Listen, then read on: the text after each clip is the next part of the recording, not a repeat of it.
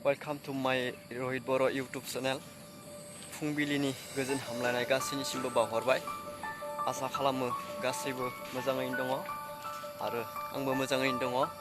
आङो नै थालिर बागानाव बेरायनो फैदों, माने मोसौ होनो फैखादोंमोन नालाय, बेनिफ्राय थालिर बागानाव हाबलांनि होननानै बेरायनो होननानै फैदों। नैबेनो जोंना थालिर बागाना। नैबे थालिरखौ जोङो देग्लायसो गायदों। थांनाय बोसोराव गायनाय दोङो बे जोंना थांनाय बोसोराव गायनाया। देग्लाय जोङो 1000 दाल थालिर फुलि गायबावदों। बिराद माने हाग्रा जानानै दङ, माने दाख्लै साननैसो बिराद अखा हादोंमोन नालाय, बेखायनो जोङो माने खामानि मावनो सुबिदाखौनो मोनाखैमोन। जायनि थाखाय नैबे बागानाव माने ओरैबायदि हाग्रा जाजोबना दङ। जोङो हाग्रा थैनाय मुलिखौ दाख्लैसो होदों, एसे थैलांबाय।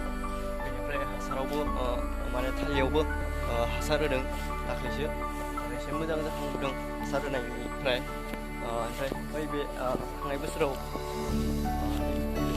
गायनायमोन। जोङो थांनाय बोसोराव 500 दालल'सो गायदोंमोन जोङो थालिरखौ। फानबाय दङ, गैला, एसे दंबावो आरो फानजोब्बाय एसेल'सै। माने बांद्राय मोजां जायासै फिथाइफोराबो। फिथाइया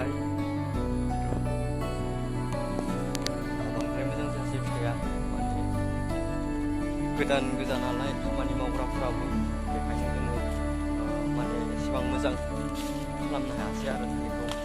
माने बारा जोङो गोदान हिसाबै एक्सपिरियेन्सबो मोनाखै नालाय, जोङो एक्सपिरियेन्स मोनबाय देग्लायसो।